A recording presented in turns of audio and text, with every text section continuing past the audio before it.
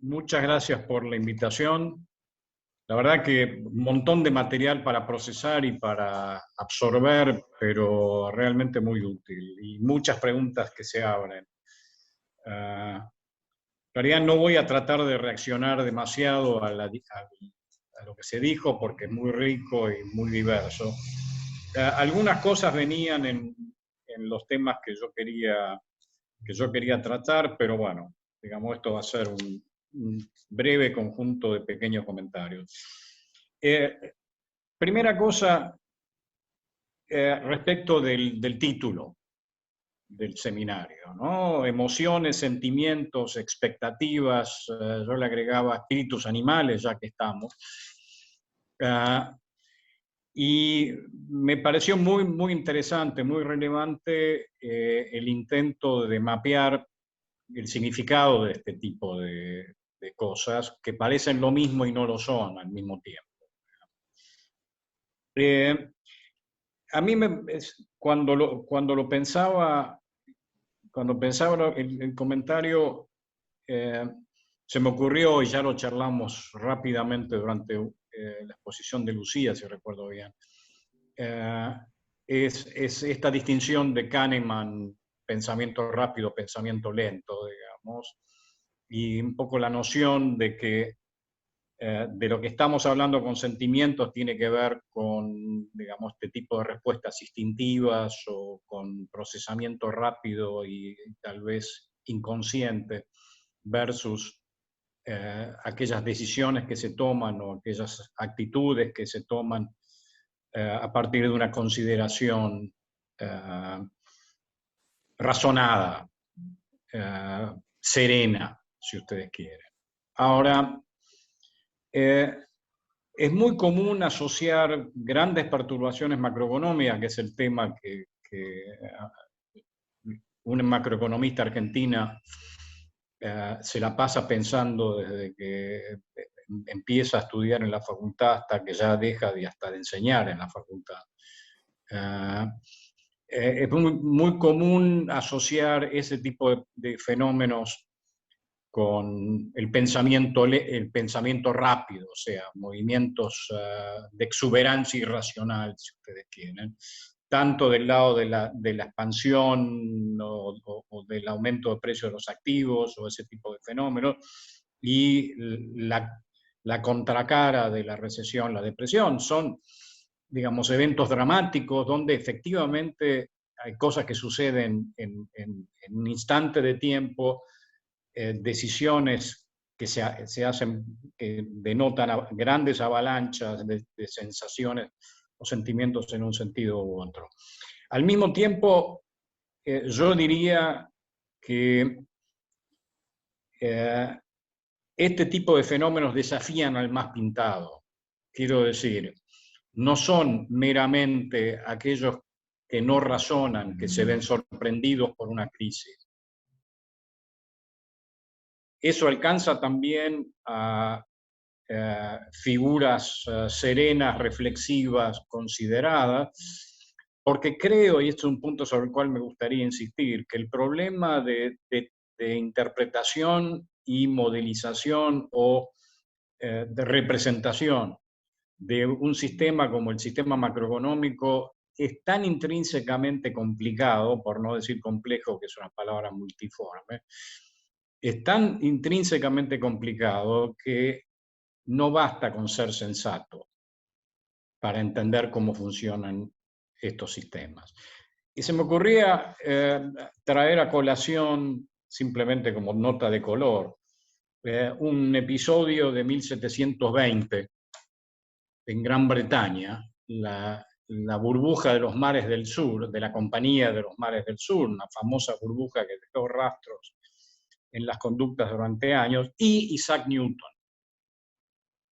La historia de Newton en la burbuja de los mares del sur creo que es bastante ilustrativa. Digamos, para hacerla corta, empezó en algún momento un movimiento de ascenso bastante rápido en los precios de las acciones de esta compañía. Newton en aquel momento tenía un un empleo que no era una sinecura, pero era una especie de reconocimiento que le hacían el sistema político inglés al genio y a la creatividad de Newton, dándole un trabajo más o menos administrativo con un buen sueldo, que él ocupaba con responsabilidad, digamos que era atender la Casa de la Moneda, pero eso no tenía que ver. Pero tenía unos pequeños ahorros, pequeños medianos ahorros, digamos de esta manera. Suben los precios de las acciones de la Compañía del Mar del Sur, Newton hace como si nada. Siguen subiendo, Newton no reacciona, serenamente no se monta en la burbuja. Siguen subiendo los precios de las acciones, en algún momento aparentemente se tienta, Newton compra acciones. Siguen subiendo los precios de las acciones. Newton prudentemente se baja. Siguen subiendo los precios de las acciones, Newton vuelve a entrar y es ahí donde se cae. Luego le preguntaban, fue materia de mucha discusión y mucha conversación en el mundo académico e incluso el mundo político de Londres de la época, y todo el mundo le preguntaba, Isaac, ¿qué pasó? Famosa frase de Isaac Newton, puedo representar o puedo reproducir el movimiento de los cuerpos celestes, pero no la locura de la mente humana. ¿Ok? Yo no digo, déjenme tomar a Isaac Newton como una persona reflexiva, racional y razonablemente inteligente. También le pasó. ¿Ok? Yo creo que hay un problema, y esto era una compañía particular, no era una economía en su conjunto, digamos, tal vez las complejidades sean análogas, pero hay mucha complicación intrínseca en el sistema con el cual estamos trabajando. Y creo que tenemos que ser, desde un cierto punto de vista de nosotros como presentamos nuestro trabajo en sociedad, modestos respecto de lo que sabemos y podemos predecir, y también considerar esas dificultades en el análisis que hacemos de los procesos macroeconómicos. Si uno se lo pone a pensar 2 minutos, descifrar las expectativas de los agentes es un tema absolutamente no trivial.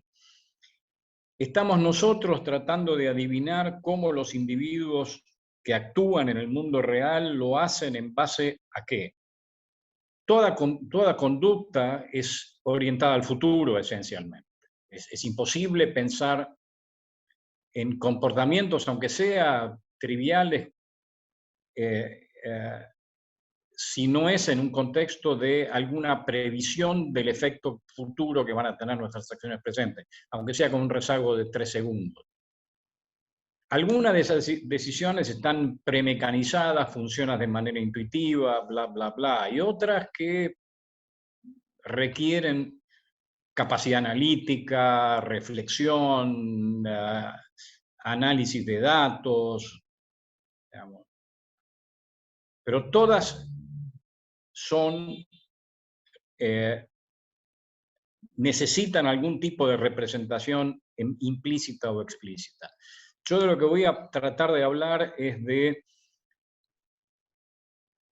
la manera en la cual se forman expectativas en el sentido no de sentimientos como lo tratamos en esta tarde, sino de previsiones más o menos cuantitativas respecto del futuro, de ciertas variables estrictamente económicas y las decisiones correspondientes. Esas decisiones se toman sobre la base de intentos de anticipar el comportamiento de otros agentes que están haciendo intentos de anticipar el comportamiento de otros agentes que están haciendo el intento de prever el comportamiento de otros agentes. No es, todos estamos adivinando respecto de las adivinanzas de los demás en una interacción que es bastante difícil de representar, digámoslo, y especialmente de prever.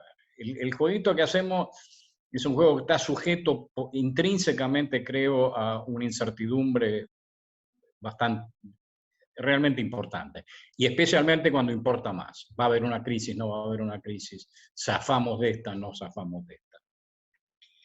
En este contexto, lo que ha hecho la macroeconomía canónica es consagrar sociológicamente un curioso constructo de las expectativas que llaman racionales. Que, disculpen que insista en una idea fija, digamos, es muy curioso la manera en la cual esa construcción indefinible ha tomado primacía en la disciplina macroeconómica. Y de qué manera ligera y poco sistemática se hace su aplicación. Déjenme basarme en lo que es, creo, la definición más centrada y precisa que yo he encontrado respecto de lo que se llaman expectativas racionales, que es lo que Sargent califica como el comunismo de modelos, entre modelos en el sentido de distribuciones de probabilidad que representan ciertas variables de interés. Comunismo de modelos entre el del mundo real, el analista o economista y el agente económico. O sea, expectativas racionales sería un conjunto de expectativas que corresponden a la verdadera distribución de probabilidades en el mundo real y que es idéntica a la distribución de probabilidades que para las mismas variables o los mismos procesos postula el analista y el agente económico. Ahora, si ustedes lo piensan un segundito, esa comunidad de modelos no existe, no es que no sea realista, es que choca contra hechos elementales de la vida cotidiana. En particular, el economista trabaja como si estuviera aprendiendo y mejorando su modelo. Ergo, esa actividad presupone que puede mejorar su conocimiento respecto de su conocimiento actual, lo cual viola la correspondencia de su modelo con el del mundo real. Es simplemente una aproximación. Segundo,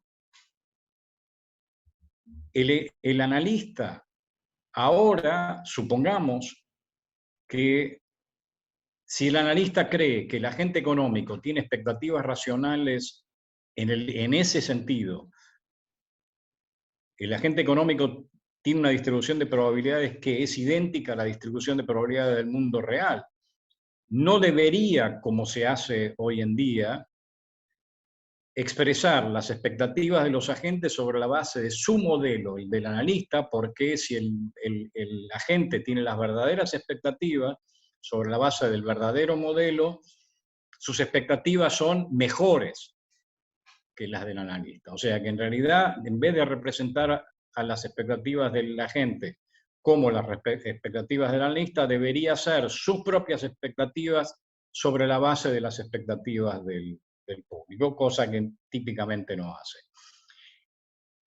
Y cuando corre un modelo de expectativas racionales, le imputa a la gente el mismo modelo que el propio analista, pero le imputa, cuando va a validar el modelo, las expectativas de ayer, porque obviamente la validación del modelo se hace sobre la base del pasado, lo hace imputándole a la gente el modelo del analista de hoy, que presumiblemente es mejor que el modelo del analista de ayer, de manera tal que no hay tal correspondencia, sino que si la cosa fuera estrictamente correspondencia entre el modelo del analista fechado y el modelo del agente fechado, los datos de ayer deberían haber sido interpretados, dice el analista, de la gente, sobre la base del modelo del analista de ayer, no del modelo del analista de hoy.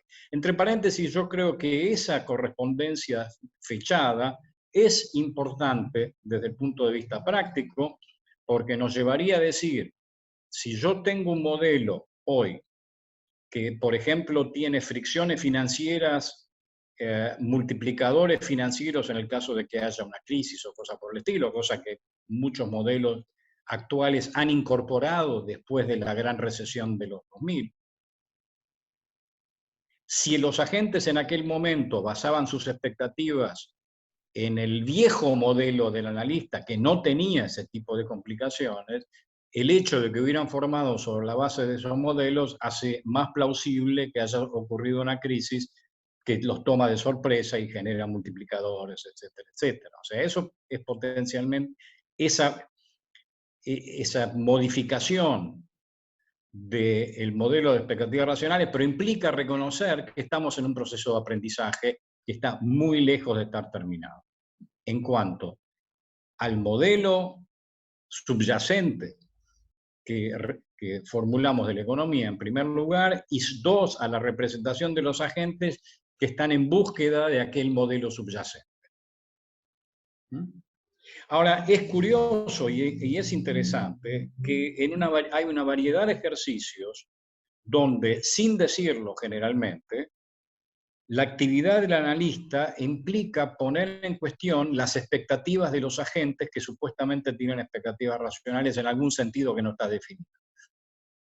Por ejemplo, supónganse un ejercicio como los que suelen hacer organismos internacionales como el Banco Mundial, que hace un análisis de sostenibilidad de deuda de una economía. Entonces, la idea, digamos, pensemos que la variable que se está buscando es una probabilidad de default, digamos. O sea, este conjunto de analistas buscan inferir de la data una probabilidad de que ciertos contratos no se puedan cumplir de la manera que están redactados. Supónganse que imaginamos que hay mercados eficientes o expectativas racionales para el caso, en el sentido de que los agentes conocen las verdaderas distribuciones de probabilidad y deciden en consecuencia. Si eso fuera así y el analista encargado de calcular la probabilidad de default cree en esos postulados, bastaría, o no bastaría, pero tendría que ir directamente al mercado y preguntarse qué probabilidad de default está implícita. Tendría que hacer algún cálculo, pero digamos, el punto es que la probabilidad objetiva, en este caso, por hipótesis, de default, estaría indicada directamente por la tasa de interés que prevalece en el mercado respecto del activo particular. Entonces,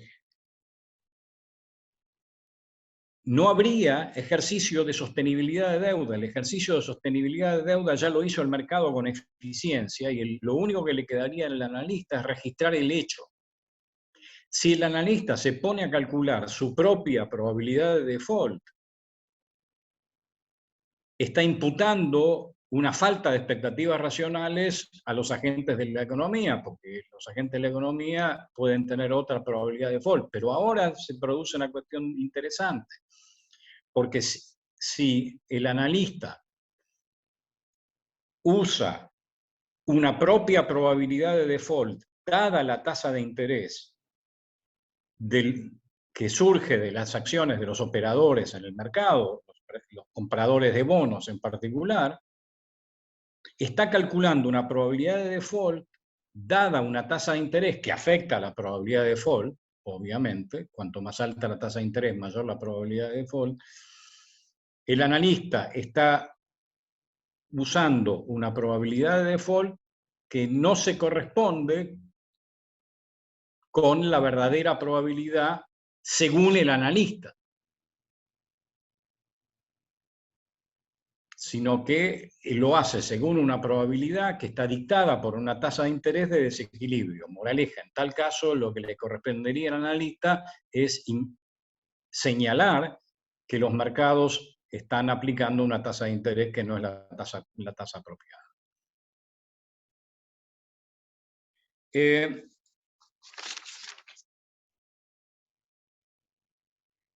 es lo que podemos hacer en ese mundo complicado? Aproximaciones, tal vez heurísticas, digamos.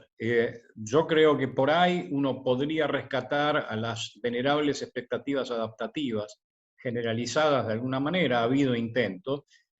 ¿Qué hace una expectativa adaptativa? Aprende del error, aprende de una manera extremadamente, digamos, simplista en la representación típica de las expectativas adaptativas. Simplemente agarras el error, lo multiplicas por CO2 y la corres para el periodo siguiente. Hay, digamos, una regresión, y esto hay literatura bastante interesante al respecto, una regresión recursiva, esencialmente es una especie de fórmula adaptativa donde los coeficientes de la regresión se cambian en función de los errores de predicción, con lo cual es una fórmula complicada de una expectativa adaptativa. Digamos, yo creo que es muy importante y muy rica la posibilidad de explorar heurísticas como potenciales generadores de expectativas sobre la base tal vez de encuestas de expectativas o cosas por el estilo. Creo también, digamos, aunque no es tan simple, que usar los modelos fichados de los analistas como potencial generador de expectativas de los agentes puede llegar a ser interesante, digamos, aunque la cosa es bastante más complicada. Estamos ante un campo abierto, yo diría, y hay mucho por trabajar. Déjame terminar con lo siguiente. Hasta ahora estamos charlando siempre de expectativas de agentes humanos. En la discusión de esta tarde apareció Machine Learning, hecha, y fue muy interesante el ejercicio, tratando de minimizar la intervención humana. Bueno, ¿quién te dice, pero parece posible y hasta probable, que el futuro sea el futuro de herramientas predictivas donde la intervención humana es más bien escasa? Y ahora nuestro problema como analistas va a ser tratar de entender las expectativas que estos aparatos están haciendo en un mundo donde las decisiones van a estar formadas de manera creciente por las recomendaciones o previsiones, o como uno lo quiera llamar, de estos sistemas extrahumanos. Digamos, puede llegar a ser un escenario interesante, pero incluso crecientemente complicado. Una cosita más, y termino, discúlpenme. Me trae a colación un resultado de Weitzman, Subjective Expectations and Asset Return Puzzles, un gran paper que argumenta que en un mundo cambiante, digamos, la muestra relevante de datos nunca tiende a infinito, porque vos agregás un dato más y esencialmente tenés que tirar un dato viejo que perdió pertinencia. Entonces, la muestra es siempre finita. Si la muestra es siempre finita, los errores estándar de cualquier regresión no van a cero, o sea que la incertidumbre respecto del modelo siempre queda, y los priors nunca mueren. En ese mundo es donde tenemos que vivir. Gracias.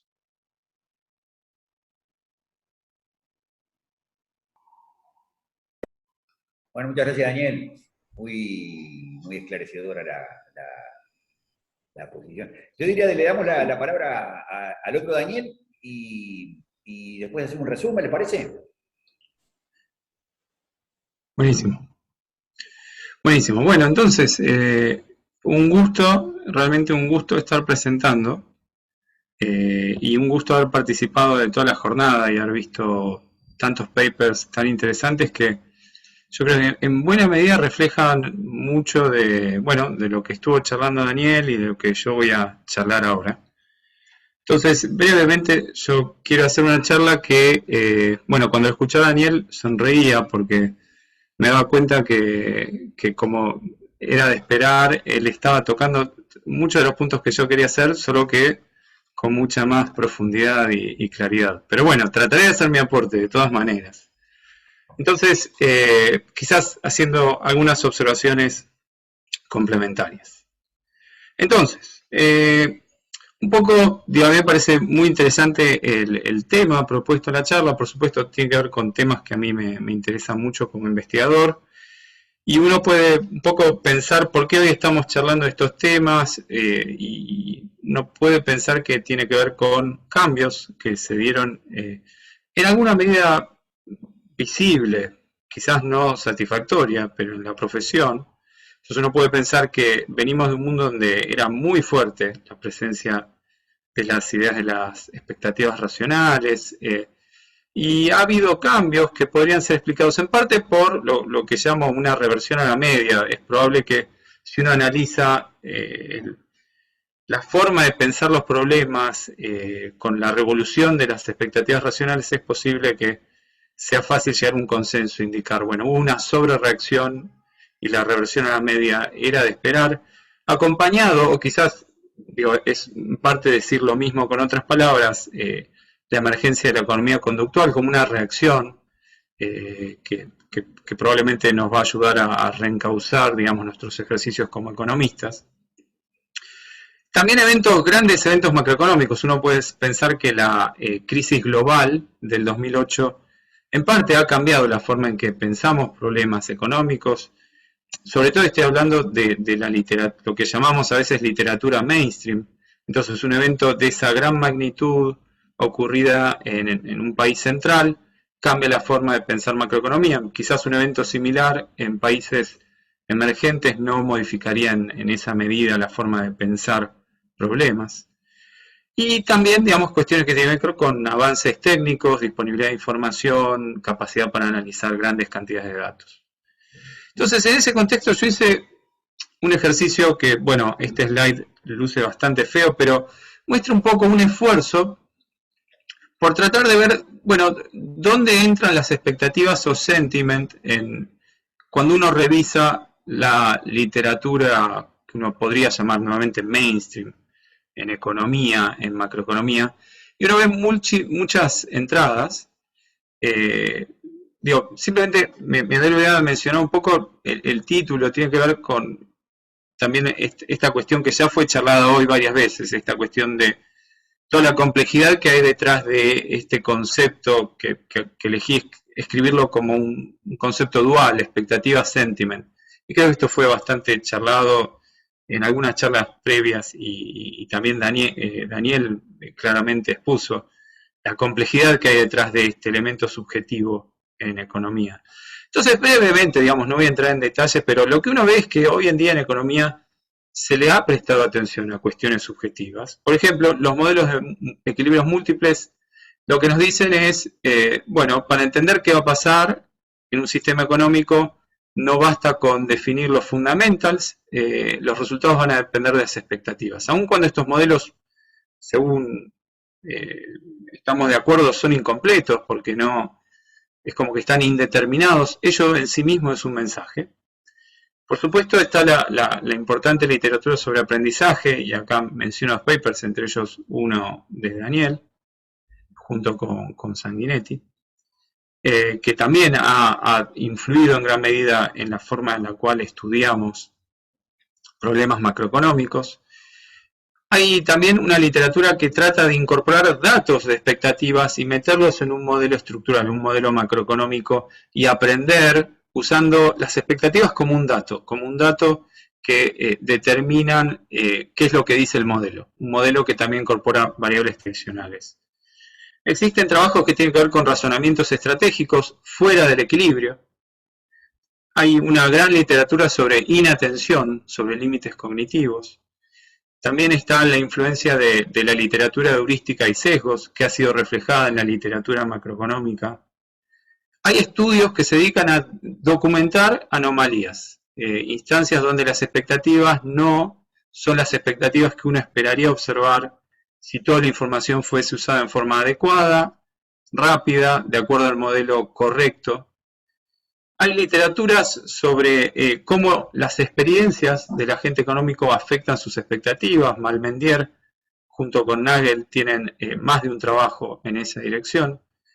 Y ya, como un poco fuera del slide, tengo estos comentarios, esta referencia a la generación de nuevos indicadores subjetivos. Entonces hay diversas contribuciones, pero por supuesto esta diversidad al mismo tiempo, una vez más, refleja la complejidad del problema, de que lo podemos atacar de tantas formas distintas y ninguna va a ser completamente satisfactoria. Cada forma de atacar el problema nos va a ayudar a tratar de domesticar esa complejidad que nos presenta el sistema económico bajo estudio. Entonces, si uno mira un poco y trata de identificar tendencias, con las dificultades que esto tiene, uno ve el constante creciente en la disponibilidad de datos. Entonces, cada vez hay más datos sobre las decisiones de individuos, más datos que vienen en forma de imágenes, texto, audio, y uno puede pensar, bueno, estos datos tienen que ser analizados por el economista. Complementariamente, han avanzado enormemente las técnicas de modelos de aprendizaje. Entonces, esto nos permite encontrar una estructura en un conjunto de datos y hacer análisis más incisivos. Como decía, hay cada vez más indicadores. Y esto es un problema para la teoría, porque una teoría que tiene pocos eventos, pocas observaciones, para aprender, o sea, nosotros tenemos que desarrollar una teoría disponiendo de una gran cantidad de variables, gran cantidad de datos, pero la cantidad de eventos macroeconómicos es chica, la realidad macroeconómica va cambiando en el tiempo. Entonces, y por último, y esto también fue mencionado por Daniel, uno se preguntaría, bueno, ¿cuántas de estas tareas que uno como analista macroeconómico está desarrollando empezarán a ser automatizadas? O sea, en algún momento el modelo macroeconómico será construido por una computadora. No solo los pronósticos, el modelo en sí. Bueno, estas son preguntas que quizás a veces uno puede pensar que se está anticipando, estamos lejos de ese escenario, pero de todas maneras en realidad es como una tarea de cuánto de las tareas que desarrollamos nosotros son automatizadas, y esto es algo que ya viene ocurriendo desde hace un tiempo. Un poco, digo, no quiero usar mucho más del tiempo, pero cuestiones donde yo estuve trabajando y siento que hay contribuciones para hacer, es como que parte de mis tareas o de mis preocupaciones tuvieron que ver con generar indicadores, entonces utilizar información de la prensa para generar indicadores de incertidumbre, miedo, utilizar fotos para extraer expresiones faciales e inferir emociones detrás de estas expresiones faciales. Y, por ejemplo, utilizar información sobre la estructura de comunicación o de vínculos en redes sociales para también aprender a interpretar la información que es volcada en las redes sociales. Entonces ahí menciono 3 tipos de indicadores en los que estuve trabajando y estuve evaluando en contextos macroeconómicos. Y complementariamente, algunos otros ejercicios que a mí me interesaron hacer tienen que ver con evaluar los pronósticos macroeconómicos. Entonces, en ese sentido, estuve trabajando en evaluaciones de la sobrereacción ante la llegada de noticias, comparaciones de los pronósticos de expertos versus algunos modelos simples, y también al documentar vulnerabilidades no contempladas. En particular, documentar cómo los grandes déficits en cuenta corriente no son apropiadamente incorporados a la hora de hacer pronósticos. Esto vale tanto para los pronósticos de expertos como el staff del FMI, como para precios de los activos financieros o información en la prensa. Entonces, no quiero quitar mucho más tiempo. Yo tengo breves descripciones de algunos de esos ejercicios, que en realidad en parte de estos trabajos también fueron reflejados durante el día de hoy. Entonces, yo simplemente quería contar que esta es una forma de contribuir a esta discusión sobre la macroeconomía, sentiment y expectativas.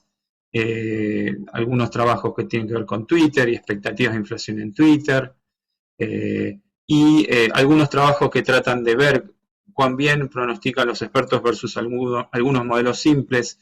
Finalmente, trabajos que tratan de ver cómo hay errores sistemáticos en los pronósticos cuando hay grandes vulnerabilidades. Por ejemplo, esto fue trabajado con grandes expansiones crediticias, y este trabajo en el cual yo estuve involucrado tiene que ver con grandes déficits en cuentas corrientes y enormes errores de pronósticos.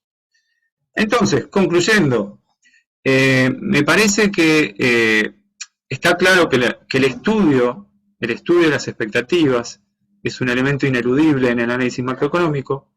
Cada vez tenemos más información, cada vez sabemos mejor cómo procesar esa información. Ahora, sin embargo, sabemos que en macroeconomía hay importantes desafíos. Nosotros estamos obligados a la hora de analizar, tenemos que hacer modelos sobre los modelos, y esto es un eco de lo que viene charlando Daniel. Tenemos pocas observaciones y el proceso va cambiando. En particular, eventualmente querríamos conocer las expectativas de las máquinas. Esto es uno de los problemas que uno puede mirar hacia adelante.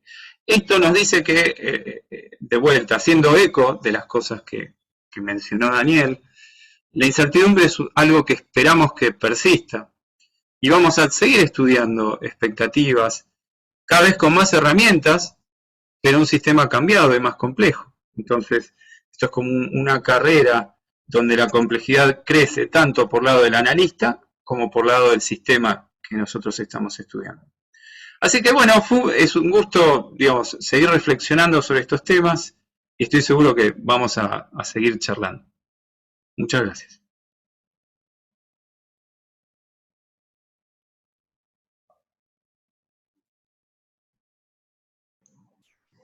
Muchas gracias, Daniel. Ahí veo que Gabriel está ahí. ¿Dónde estás?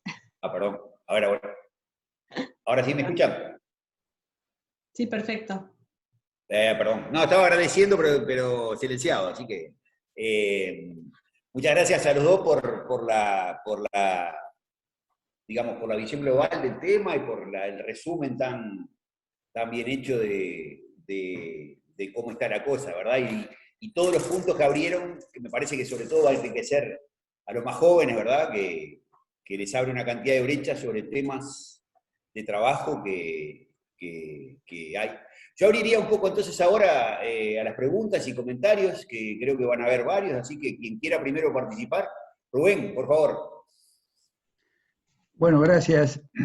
La verdad es siempre interesante y provocativo escucharlo a Daniel y también a Daniel Aromí hoy. Solo unos breves comentarios. Daniel, vos hablaste de los modelos de expectativas racionales, y esos modelos, por lo general, por lo menos casi todos los que yo conozco, para complicar más la cosa, digamos, ¿no? Son modelos donde la incertidumbre es aditiva, ¿no? Los shocks, por lo general, pueden tener distintos tipos de distribución, pero son modelos donde los agentes enfrentan incertidumbre aditiva y así los modeliza el modelizador. Prácticamente no existe la incertidumbre multiplicativa ahí adentro, es decir, la incertidumbre paramétrica, y ni hablar que los agentes estén engaged en procesos de aprendizaje activo, lo que en economía llamamos aprendizaje activo y lo que en inteligencia artificial llaman reinforcement learning, digamos, ¿no? Es decir, un agente que no conoce su entorno y que tiene que aprenderlo al mismo tiempo que optimiza, ¿no? Es decir, hay un proceso dual donde, por un lado, al mismo tiempo que uno optimiza, si uno optimiza, no aprende. Y si uno aprende experimentando, no optimiza. Y siempre hay un trade-off ahí que es imposible de modelizar matemáticamente, por lo menos hasta ahora. Los de inteligencia artificial lo trabajan más heurísticamente, Pero ese es un agente real, es lo que hace todo el mundo en su vida diaria, ¿no? Lidiar con el trade-off de optimal experimentation, al mismo tiempo que uno tiene que hacer optimal behavior. Sin embargo, eso en los modelos no está. Si eso estuviera en los modelos, yo creo que lo de las expectativas racionales todavía se volvería una cosa muchísimo más, más esotérica. Ahora bien, sin embargo, vos sugeriste, y también Daniel Aromí, algo muy interesante al final, que es qué pasa cuando las máquinas empiezan a intervenir en esto, ¿no? Es algo de lo que yo voy a hablar un poquito mañana, pero básicamente es qué pasa cuando la inteligencia artificial empieza a entrar en la ciencia económica, ¿no? ¿Qué va a suceder con eso? Y mi impresión, por lo que veo en los avances en inteligencia artificial, o si agarrás el texto canónico de Russell and Norvig, la última edición, la de 2020, de inteligencia artificial, todo el texto está construido en torno a la noción de agente racional, curiosamente. Y un agente racional que en su versión más sofisticada lo que hace es maximizar su utilidad.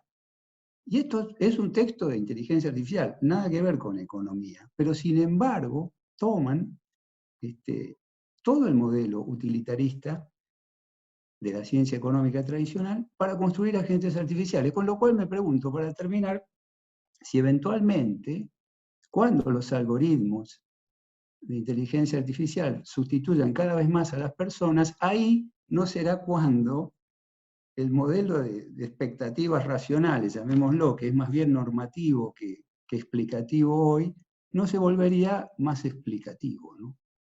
Y bueno, era eso nomás.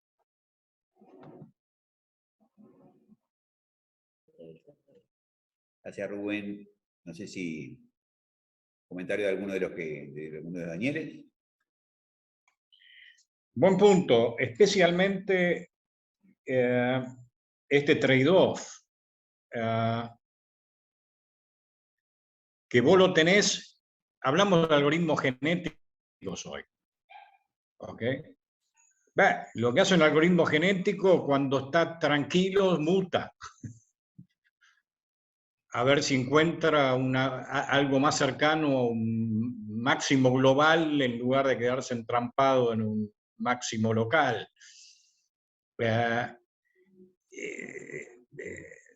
Es parte del, digamos, si vos empezás,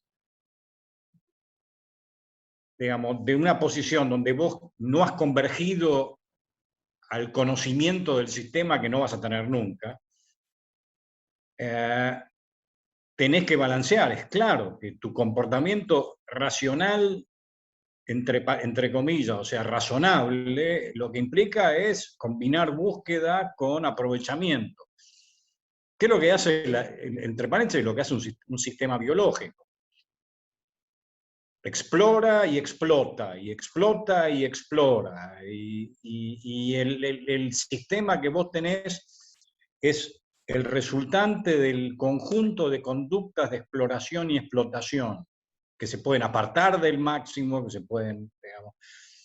Y es así, es así. Y digamos, ¿converge algo? Yo, digamos, creo que no lo esperaría. No lo esperaría porque el mismo aprendizaje te cambia el sistema, ¿no? Así que, digamos, bienvenidos a este mundo incierto. ¿Qué va a ser? No se me ocurre otra cosa que tomarlo como lo que creo que es. Daniel, vos tenés algo más concreto que...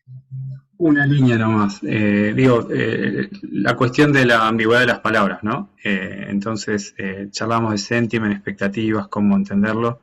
Bueno, para racionalidad también, ¿no? Está la racionalidad, significa cosas distintas en teoría de juegos, en teoría del consumidor y en macroeconomía, expectativas racionales son cosas distintas. Y parte de aclarar qué significa expectativas racionales, bueno, le llevó a Daniel y colegas a escribir un paper para tratar de discutir qué significa, ¿no? Cuando hablamos de expectativas racionales, no estamos, entiendo que lo que propones vos, Rubén, o lo que mencionaste vos es una nueva concepto de racionalidad, y así me pareció interesante pensar en eso de qué es Disculpame, racionalidad. Daniel, que a su vez depende de parámetros de los cuales estás aprendiendo.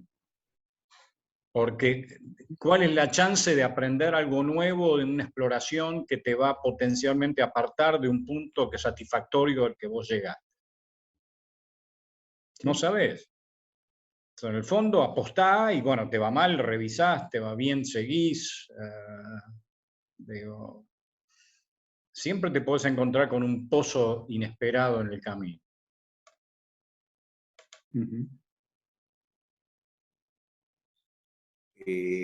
Bueno, Está Fernando. Fernando y después Nico. Hola.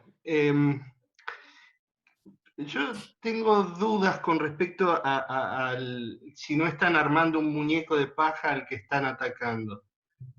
Yo no ataco, describo. ¿Cómo? No es ataque, es descripción. Depende cómo lo describís, puede ser un ataque. Si a mí me describís como que tengo mucho pelo, no es un ataque, pero si me describís como muy pelado, me atacás. ¿Me entendés? O sea, depende de cómo haces la descripción, puede tener una intención y otra. Lo único que hice fue leer la definición canónica de Sargent, Rational Expectations, en el Palgrave. Pero no te defiendas antes de que diga nada. Yo no estoy diciendo que vos dijiste algo erróneo. Estoy diciendo que, digamos, acá cuando hablamos de incertidumbre, me da la impresión de que la macroeconomía está décadas atrás de lo que se hace en otras áreas. El tratamiento del conocimiento y la incertidumbre está mucho más avanzado en otras áreas donde evidentemente la macroeconomía no lo absorbe. Por ejemplo, lo que decía Rubén del reinforcement learning. Hay modelos muy elaborados de eso. Por ejemplo, uno se lo mencionaba hoy a María Inés, el tema del modelo de Carl Friston, de Active Inference. O sea, es un modelo de cómo funciona el cerebro y está basado en la arquitectura de las Helmholtz Machines, que son una arquitectura de red neuronal, que aprende y va optimizando permanentemente. ¿Por qué? Porque en realidad lo que está tratando es de capturar el modelo generativo que tiene la realidad. Y hay arquitecturas más nuevas, los de las GAN, las Generative Adversarial Networks.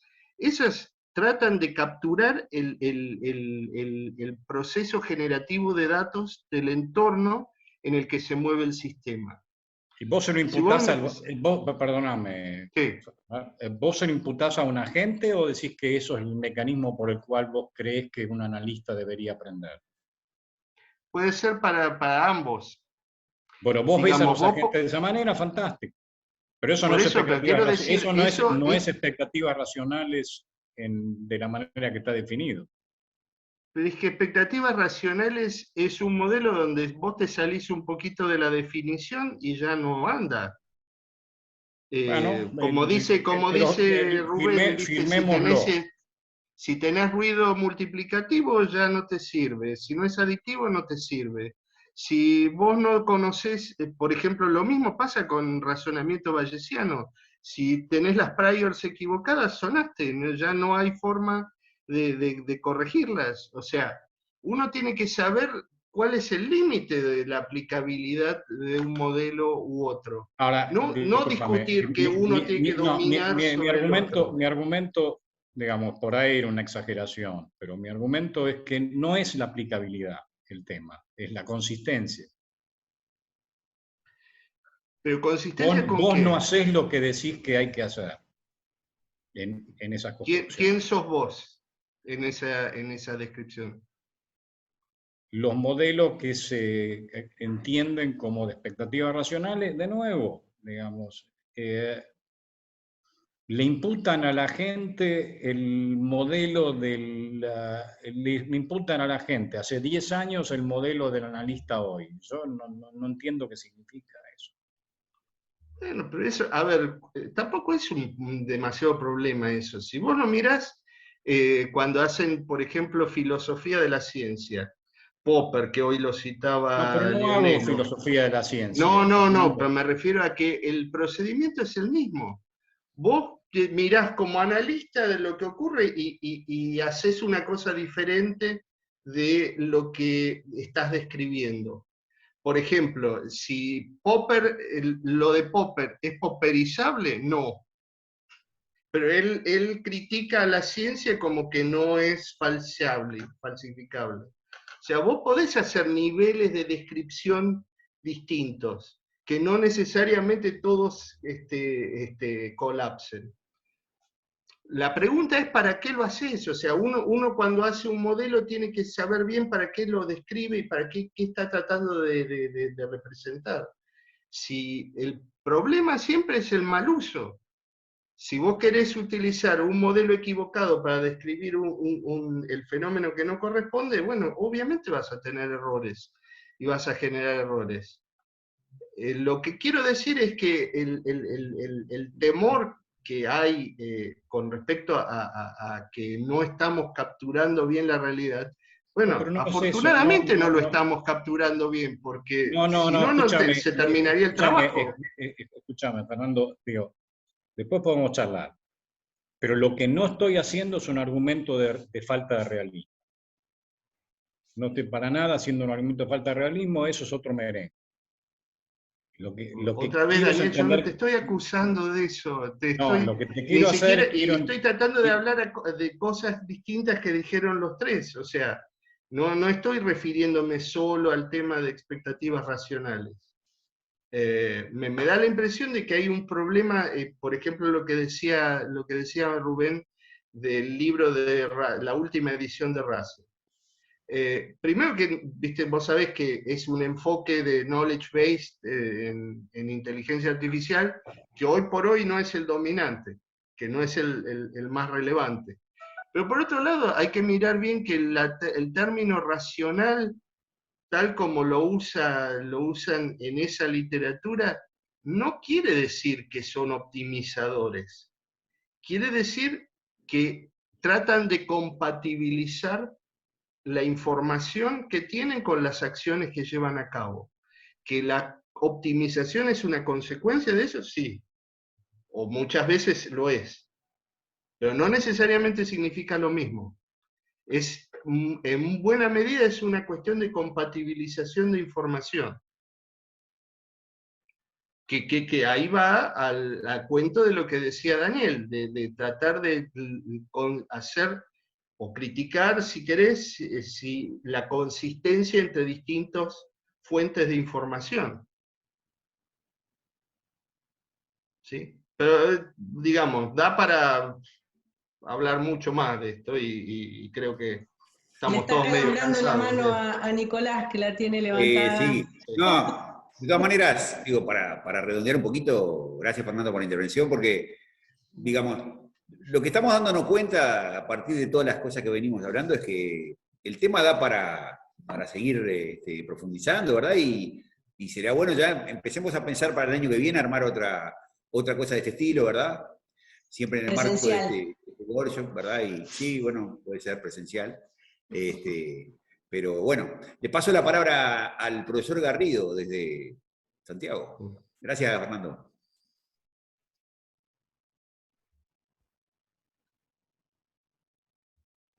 Esperen que active el micrófono, baje la mano. Ahí va.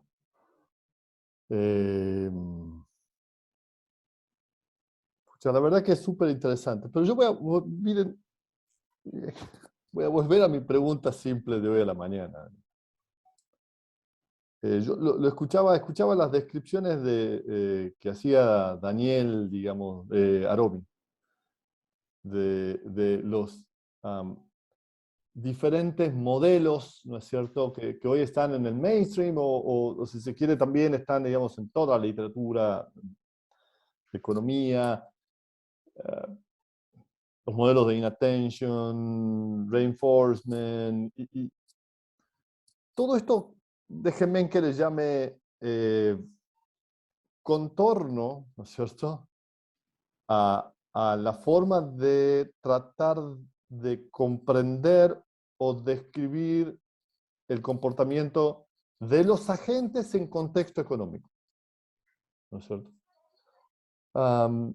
Y yo sigo viendo, no soy un experto ni en uno ni en lo otro, digamos, pero yo sigo viendo una distancia enorme entre el enfoque que hacen las otras ciencias sociales sobre el comportamiento de las personas y las que hacemos en economía. Yo me sigo preguntando, ¿por qué? ¿Por qué o sea, hay muchas hipótesis, está la cosa de que en economía tenemos la hipótesis del individualismo y siempre partimos desde o sea, esta famosa cosa de que no existe lo social, sino que el individuo hace a lo social, no hay lo social como que es una cosa exógena al individuo, por lo tanto, y entonces siempre hay que partir desde el individuo a describir, ¿no es cierto?, el comportamiento del agente económico. Y eso hace que una serie de herramientas sean las que se ponen siempre a trabajar, ¿no es cierto? Déjenme que vuelva a la pregunta, que la dejo abierta y que me iluminen, digamos. Y por favor que no usemos la hipótesis de la sociología de la ciencia, que no me gusta mucho. O sea, ¿por qué en economía? O sea, ¿qué tiene el problema económico, ¿no?, tan de particular, que a la hora de describir el comportamiento de los agentes económicos que enfrentan ese problema es diferente al comportamiento de agentes que enfrentan el problema social, digamos, ¿no? Por ejemplo, no lo sé, un psicólogo social seguramente va a tratar el problema de las villas en Buenos Aires de una forma completamente diferente al problema del comportamiento de las personas en la villa, de una forma completamente diferente a cómo la va a tratar un micro o un macroeconomista que trate de describir algunos de los problemas económicos, digamos. Entonces, vale, pregunta, o sea, ¿tienen ustedes alguna hipótesis o mejores hipótesis que la que yo tengo sobre por qué usamos en economía modelos de comportamiento diferentes a los que se usan en otras ciencias sociales? Yo, en parte, Nico, por ahí, digamos, hay que plantear la pregunta respecto del problema que vos tenés por delante. ¿Okay? Me hace acordar un intercambio que tuve años con alguien haciendo macro estándar, macro de todos los días. Y se me ocurría hablar de la IS. ¿Okay? Y mi interlocutor me interrumpía cada 5 minutos y me decía, para mí es una ecuación de Euler, ¿no? Y al final nos pusimos de acuerdo que queríamos decir que la tasa de interés aumentaba, la inversión caía. No sé si me explico. Desde ese punto de vista, yo creo que no hay un daño terrible a suponer de que, digamos, querés llamarlo ecuación de Euler, llamarlo ecuación de Euler, que en efecto lo único que significa es que la demanda agregada depende negativamente de la tasa de interés real.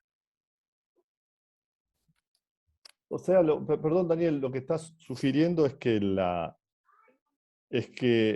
en ciertos contextos eso no le hace.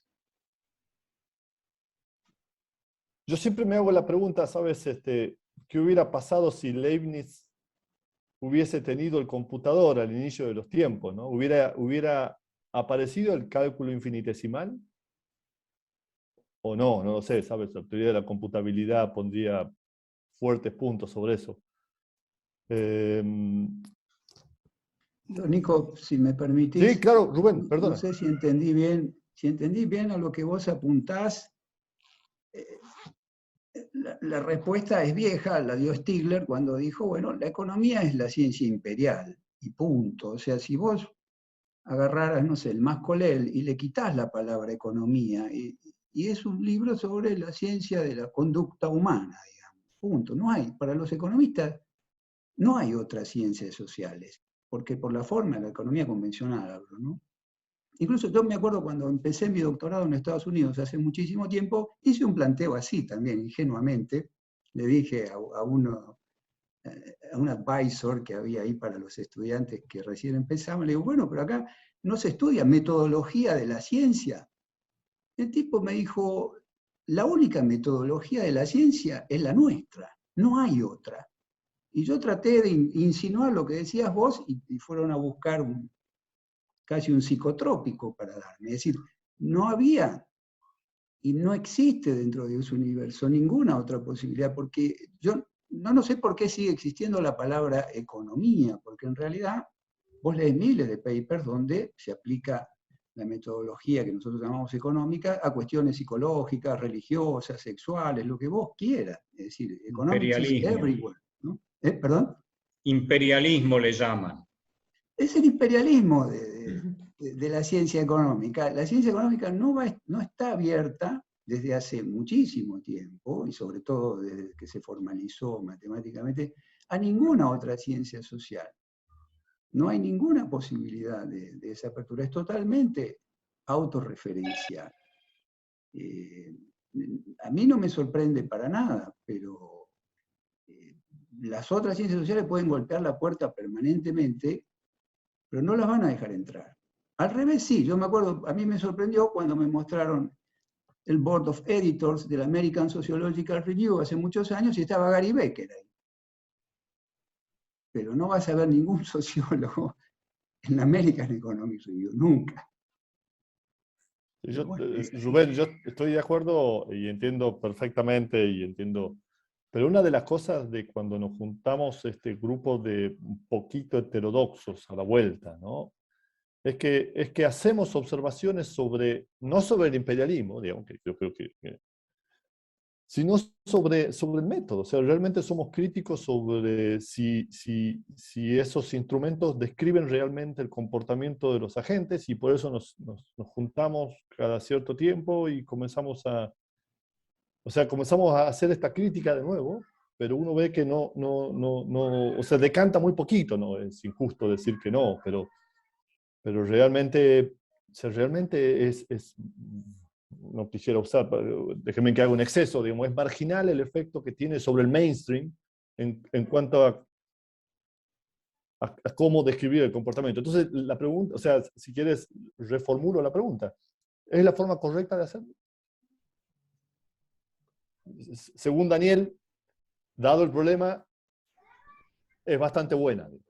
No, lo que te diría es que depende del problema, me parece. Claro, bueno, hay situaciones donde, digamos, no le hace del todo, y otras situaciones donde es crítico. Tenemos a Daniel Aromí con la manito también levantada.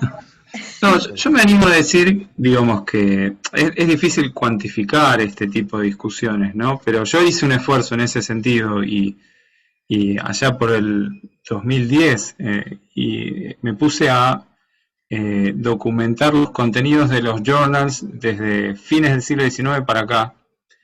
Y yo vi documenté una U donde hay un periodo donde en economía, digo, de vuelta, es difícil documentar esto, pero la evidencia que yo encontré sugería que hasta 1930, digamos, la economía lucía como una disciplina abierta en términos de metodología, en términos de cómo pensar los problemas, y llega a un piso que se observa en los 70 y los 80, y empieza a revertirse ese proceso en las últimas 2-3 décadas, donde, por ejemplo, aparecían mencionadas otras disciplinas y aparecían palabras que sugerían que tenían un marco conceptual más amplio. Entonces, por supuesto, es difícil medir en qué medida este cerrazón es tan fuerte o no, compararlo con otras disciplinas, pero por lo menos dentro de la economía estas cosas fueron cambiando y un periodo de cerrazón parece muy fuerte que tuvo su pico en los 80, en los 90 y hay una reversión bastante significativa.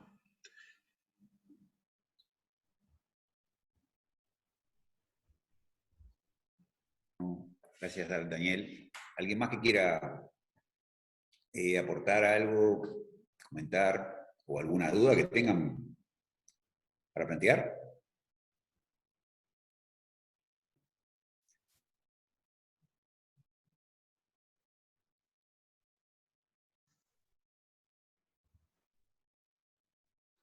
Bueno. Hágale.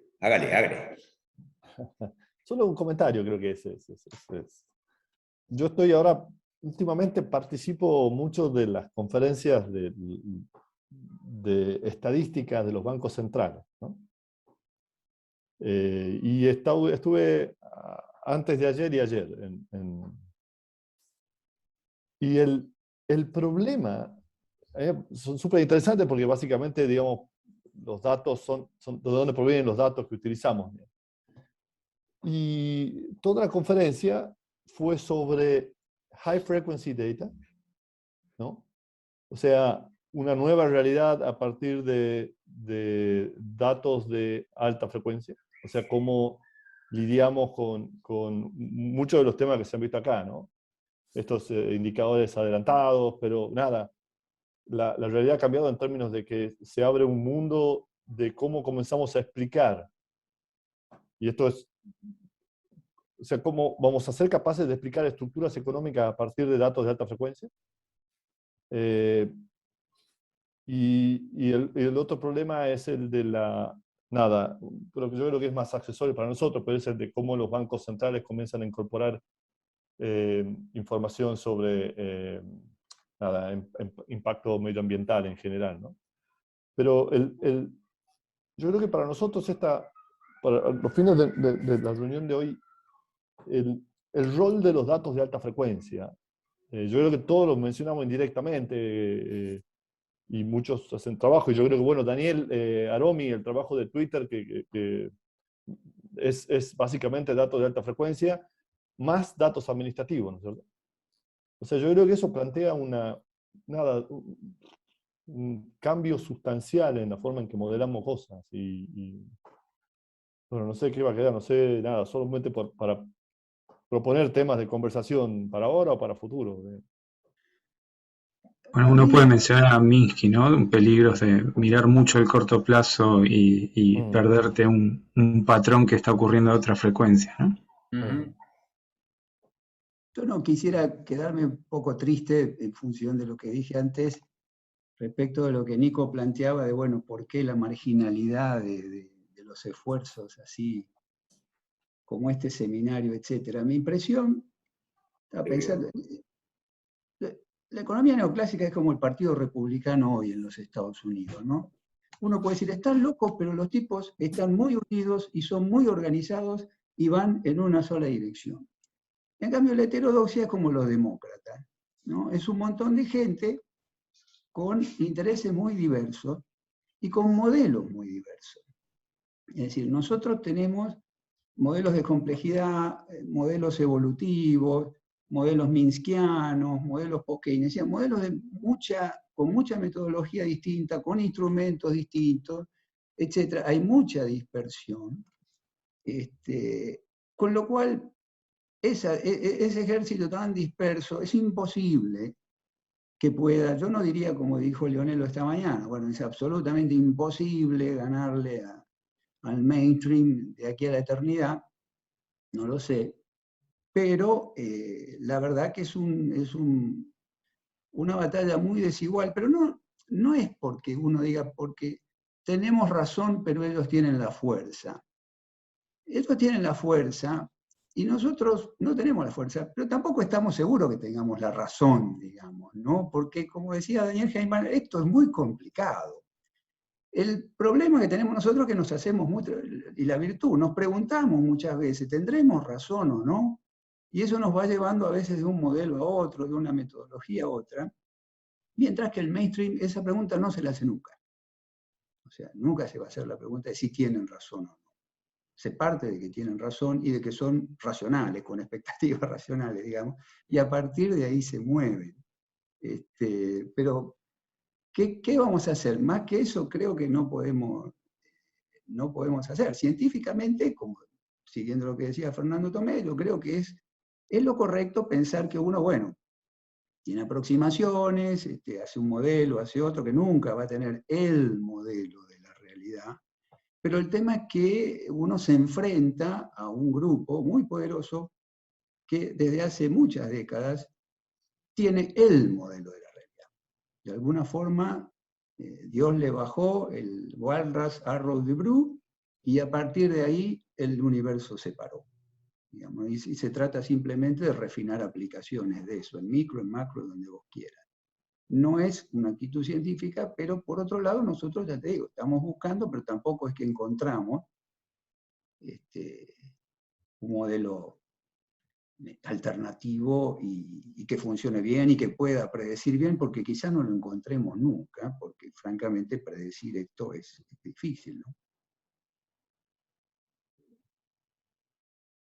Bueno, yo creo que, por ejemplo, de hecho, buena parte de las críticas que se manejaron el día de hoy y muchas otras veces por varios de los que estamos aquí, que van por el lado de la economía comportamental, es una disciplina que no propone modelos, ¿verdad? Que lo que hace es una crítica, pero modelos no propone, ¿verdad? Y los modelos que propone son muy débiles, ¿verdad? Y eso. Por ese lado, digamos. Yo no sería tan negativo como la ve Rubén, en el sentido de que yo creo que la construcción va a llevar tanto tiempo como llevó a imponerse al mainstream de ahora, ¿verdad? Porque además, claro, son fuertes porque ocupan los lugares centrales. Daniel, sí, por favor. No, simplemente decirle que tengo una defensa de tesis esperándome, así que les agradezco muchísimo, ha sido un gran gusto y nos volveremos pronto a ver, ojalá. Muchas gracias, Daniel. Chao, Gracias, chao. Daniel. Yo creo que igual iríamos redondeando aquí, me parece. Sí, No sé déjame si... decir una sola Sí, cosa, dale, por Fernando, favor. sí. Sí. Dale. Yo creo que el análisis que hizo Daniel Aromí en este paper que nos mandó, que es muy interesante, nos muestra que en realidad no existe tal cosa como un mainstream permanente. Hoy, vos fíjate que, fíjate que en los años 70, 80, vos no podías publicar un paper en una revista top si no era con un modelo matemático muy, muy, muy desarrollado. De hecho, fines de los 80, la industria era, hacías una tesis doctoral, tenías que inventarte un concepto de solución de juego, ¿no? Mostrar las propiedades, bla, bla, eso era la tesis. Hoy, ¿querés publicar algo así? No podés.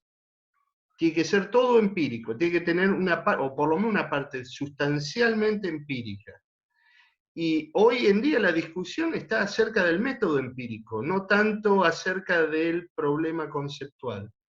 Vas a encontrar papers muy interesantes que tienen un modelito, pero ese modelito es puramente ilustrativo porque después pasan a utilizar métodos empíricos para testearlo. Yo creo que la disciplina está cambiando, está absorbiendo ideas de otros lados, particularmente de ciencia de la computación. Eso yo creo que es dominante. Hace unos pocos años fui a una reunión donde los jóvenes assistant professors que tenían tenure track estaban en un tenure track, se juntaban en Arizona para discutir sus agendas de investigación, y me sorprendió que el 30% de ellos no tenían un PhD en Economics, tenían un PhD en Computer Science. Y yo creo que es solo una tendencia que va a crecer en el tiempo. O sea que probablemente lo que va a venir en el futuro es gente que tenga técnicas. Y estas discusiones así conceptuales no van a resultar interesantes para la mayor parte de la gente, pero no va a querer decir que hay un paradigma dominante. Me parece que eso no lo veo, ¿viste? Por más que discursivamente suene así, pero después en los trabajos vos vas a ver una diversidad de cosas que están más dominadas por los datos que por los preconceptos.